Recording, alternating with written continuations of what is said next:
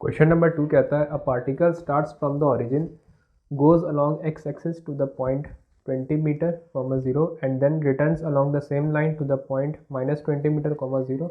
Find the distance and displacement of the particle during the trip. ठीक है,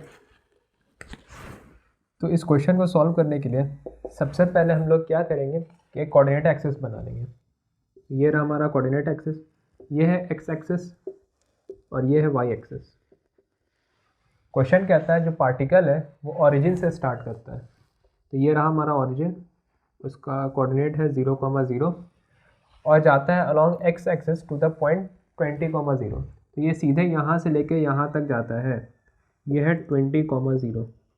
ठीक है, और कहता है and returns along the same line to the point -20,0 और इसी पॉइंट से फिर वापस आ जाता है. अब वापस आने के बाद -20,0 पे आकर के रुकता है. ठीक है, उसके बाद क्वेश्चन कहता है find the distance and displacement of the particle during the trip. तो सबसे पहले हम लोग डिस्टेंस निकाल लेते हैं. हम लोग जानते हैं डिस्टेंस एक स्केलर क्वांटिटी है, तो इसमें डायरेक्शन का कोई फ़र्क नहीं पड़ेगा, इस पर डायरेक्शन का कोई असर नहीं होगा. तो पहले पार्ट में वो 0 से ओरिजिन से पॉइंट ए तक मान लो गया, तो ओरिजिन से ए तक जाने में उसने 20 मीटर कवर किया. फिर जब वो रिटर्न हुआ और -20 यानी बी पॉइंट पे आया तो उसने फिर से 20 मीटर कवर किया ओरिजिन तक आने में, और फिर ओरिजिन से बी पर आने में फिर से 20 मीटर कवर किया. तो ये हो गया हमारा 60 मीटर. ठीक है, अब पार्ट बी हम लोग सॉल्व करते हैं और उसमें पूछा है कि डिस्प्लेसमेंट कितना हुआ. ठीक है, हम लोग जानते हैं कि डिस्प्लेसमेंट एक वेक्टर क्वांटिटी है. तो जब ओरिजिन से पार्टिकल ए तक गया तब उसका डिस्प्लेसमेंट हुआ +20 मीटर, और जब वापस आया ओरिजिन की तरफ तब उसका डिस्प्लेसमेंट हुआ -20 मीटर, और फिर जब ओरिजिन से पॉइंट बी पर वापस आया फिर उसका डिस्प्लेसमेंट हुआ -20 मीटर. तो अगर उसको सॉल्व करेंगे तो आंसर निकल के आएगा -20 मीटर. इसको हम लोग लिख सकते हैं 20 मीटर इन नेगेटिव डायरेक्शन, और इसको लिख सकते हैं 20 metre -i cap.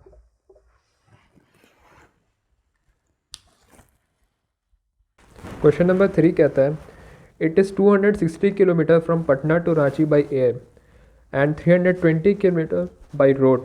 An aeroplane takes 30 minutes to go from Patna to Ranchi, whereas deluxe bus takes 8 hours. A. Find the average speed of the plane. B. Find the average speed of the bus. C. Find the average velocity of the plane. D. Find the average velocity of the bus. हिसाब से question number 3 के हिसाब से पटना से रांची, मान लो ये point A Patna है, ठीक है, और ये है पॉइंट बी, इसको हम लोग मान लेते हैं ये है रांची. ठीक है, अब पटना से रांची अगर कोई एरोप्लेन जाए, इस तरीके से अगर कोई एरोप्लेन जाए तो इसको लगता है 260 किलोमीटर. और पटना से रांची अगर कोई डीलक्स बस जाए, तो इसको लगता है 320 किलोमीटर. ठीक है, और एरोप्लेन को लगता है 30 मिनट्स और बस को लगता है 8 आवर्स. तो क्वेश्चन नंबर ए कहता है हमसे कि find the average velocity of the plane, average speed of the plane. तो average speed of the plane find करने के लिए हम लोग जो फार्मूला यूज़ करते हैं वो है distance covered at time is equal to 30 minutes minus distance covered at time is equal to 0 seconds upon 30 minutes minus 0, मतलब ड्यूरेशन ऑफ टाइम ट्रैवल.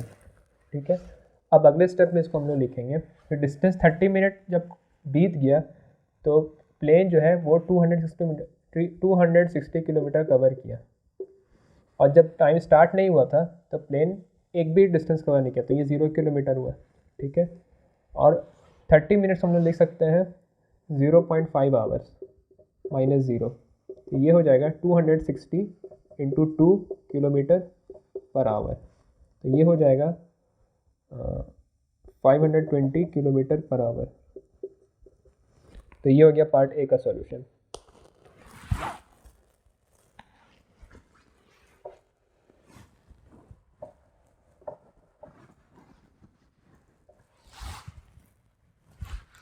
अब पार्ट बी कहता है find the average speed of the बस। तो बस का average speed find करने के लिए हम लोग सेम फार्मूला यूज़ करेंगे। Distance covered by bus at time is equal to 8 hours minus distance covered by bus at time is equal to 0 upon 8 hours minus 0। ठीक है, अब जब 8 आवर्स बीत गया तो बस 320 किलोमीटर कवर कर चुका था, और जब टाइम 0 था तो बस स्टार्ट ही नहीं किया, तो इसका डिस्टेंस 0 किलोमीटर हुआ और टाइम ड्यूरेशन है 8 आवर्स। ठीक है, अब इसको सॉल्व करेंगे तो ये आ जाएगा 40 किलोमीटर पर आवर। तो ये हो गया पार्ट बी का सॉल्यूशन। अब हम लोग देखेंगे पार्ट सी।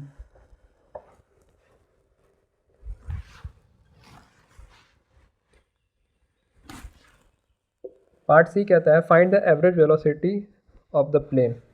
इस बार हमें स्पीड नहीं, वेलोसिटी, एवरेज वेलोसिटी फाइंड करना है प्लेन का। तो इसका फॉर्मूला होगा displacement covered by plane when time is equal to 30 minutes minus displacement when time was 0 seconds upon 30 minutes minus 0। अगले स्टेप में इसको लिखेंगे, जब 30 मिनट गुजर गया तो प्लेन 260 किलोमीटर डिस्प्लेस हो गया अपनी जगह से, तो ये हो गया 260 किलोमीटर माइनस 0 अपॉन 30 मिनट्स मतलब 0.5 आवर्स। इसको अगेन हम लोग लिखेंगे 520 किलोमीटर पर आवर। प्लेन का डिस्टेंस और डिस्प्लेसमेंट इसलिए सेम हुआ क्योंकि वो प्लेन तो एयर से जा रहा है, तो पॉइंट ए से बी तक जाने के लिए वो कहीं घूमा फिरा नहीं होगा, वो डायरेक्टली एकदम स्ट्रेट पाथ फॉलो किया होगा ए से बी की तरफ। इसीलिए एवरेज वेलोसिटी हो चाहे एवरेज स्पीड हो प्लेन का, दोनों सेम निकल के आया। अब हम लोग पार्ट डी देखेंगे।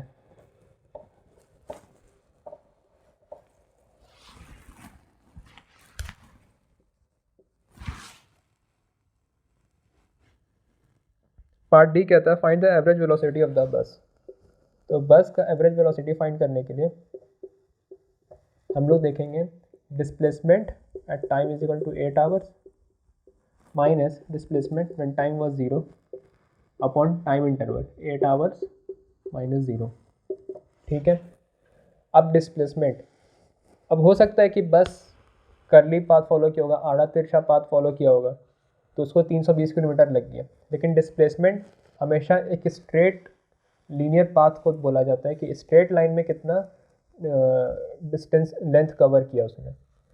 तो ए से बी तक स्ट्रेट अगर हम लोग जाएं तो ये तो 260 किलोमीटर ही है, लेकिन हो सकता है कि बस घुमा फिरा के उसको लंबा बाय रोड लंबा डिस्टेंस लेंथ कवर करना पड़ गया उसको। तो डिस्प्लेसमेंट इस केस में हमारा 260 किलोमीटर ही होगा, और जब टाइम 0 था तो डिस्प्लेसमेंट 0 था और टाइम इंटरवल हुआ 8 आवर्स। ठीक है, अब हम लोग इसको सॉल्व कर लेंगे तो ये आ जाएगा 260 बाई 8 किलोमीटर पर आवर। उसको सॉल्व करते हैं,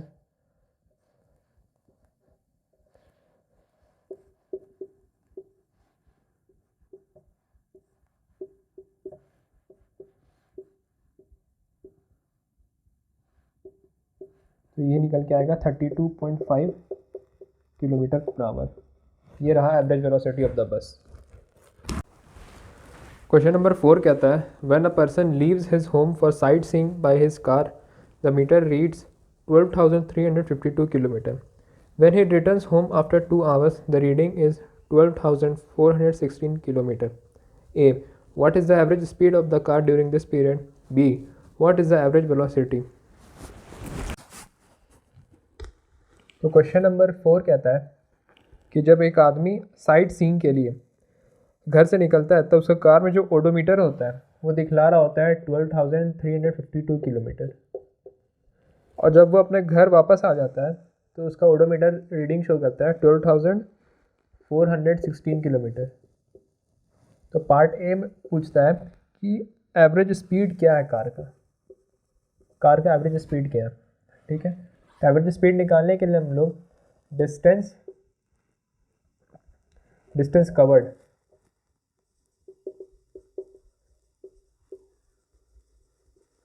upon time interval formula use करते हैं। ठीक है, तो क्वेश्चन में कहता है कि वो घर 2 घंटे बाद आता है, तो टाइम इंटरवल 2 आवर्स हो गया। ठीक है, तो डिस्टेंस कवर्ड क्या होगा, 12,416 में से 12,352 माइनस कर देंगे, और टाइम इंटरवल है 2 आवर्स, इतना किलोमीटर। ठीक है, अब इसको माइनस कर देते हैं, तो 12,416 माइनस 12,352, तो ये निकल के आएगा 64 किलोमीटर। तो डिस्टेंस उसने जो कवर किया है वो 64 किलोमीटर, और टाइम इंटरवल है 2 आवर्स, तो ये आ गया 32 किलोमीटर पर आवर। तो ये हो गया कार का एवरेज स्पीड।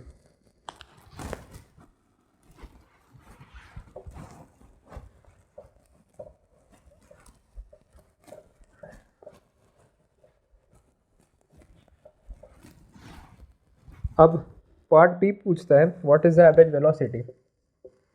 हम जानते हैं कि एवरेज वेलोसिटी जो होता है एक वेक्टर क्वांटिटी है, और इसमें डिस्टेंस यूज़ ना करके डिस्प्लेसमेंट यूज़ करते हैं। तो नेट डिस्प्लेसमेंट यहाँ पर हम लोगों को लिखना होगा अपॉन टाइम इंटरवल। हम जानते हैं कि वो अपने घर से निकला और 2 घंटा बाद फिर वापस अपने घर पे आ गया, तो इस तरीके से उसका डिस्प्लेसमेंट 0 किलोमीटर हो गया, और टाइम इंटरवल अभी भी 2 आवर्स है, तो इसका एवरेज वेलोसिटी हो गया 0 किलोमीटर पर आवर। तो ये हो गया क्वेश्चन नंबर 4 का सॉल्यूशन।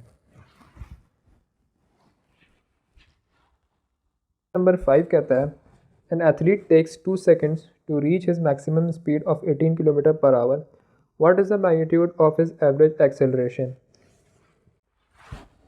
तो एक एथलीट है जिसको 2 सेकंड लगता है, यानी टाइम इंटरवल दिया हुआ है 2 सेकेंड्स। ठीक है, और मैक्सिमम स्पीड जो है वो दिया हुआ है, उसका मैग्नीट्यूड जो दिया हुआ है वो है 18 किलोमीटर पर आवर। और क्वेश्चन में पूछता है कि एवरेज एक्सेलरेशन का मैग्नीट्यूड क्या होगा। तो इसके निकालने के लिए हम लोग यूज़ करेंगे जो फार्मूला, वो ये है कि magnitude of velocity at t is equal to 2 seconds minus magnitude of velocity at t is equal to 0 seconds upon delta T, यानी टाइम इंटरवल। ठीक है, तो जैसा कि क्वेश्चन में बोला है कि 2 सेकंड में उसका वेलोसिटी मैक्सिमम हो जाता है, और वो हो जाता है 18 किलोमीटर पर आवर का। तो यहाँ पर हम लोग लिखेंगे 18 किलोमीटर पर आवर, और वो रेस्ट से स्टार्ट करता है, इसीलिए टाइम जब 0 सेकेंड्स है तो उसका वेलोसिटी का मैग्नीट्यूड 0 है, और टाइम इंटरवल 2 सेकेंड्स क्वेश्चन में दिया हुआ है, यहाँ पे 2 लिखेंगे, तो ये निकल करके आ जाएगा 18। अब देखो किलोमीटर पर आवर है, तो 5/18 से मल्टीप्लाई भी करना होगा इसको, ताकि मीटर पर सेकेंड बन जाए, और नीचे 2 सेकेंड्स। ठीक है, तो ये 18 और 18 कैंसिल हो गया, और ये आ जाएगा 2.5 मीटर पर सेकेंड स्क्वायर। तो ये हो गया एवरेज एक्सेलरेशन का मैग्नीट्यूड, और इसी के साथ क्वेश्चन नंबर 5 का सॉल्यूशन भी कंप्लीट हुआ।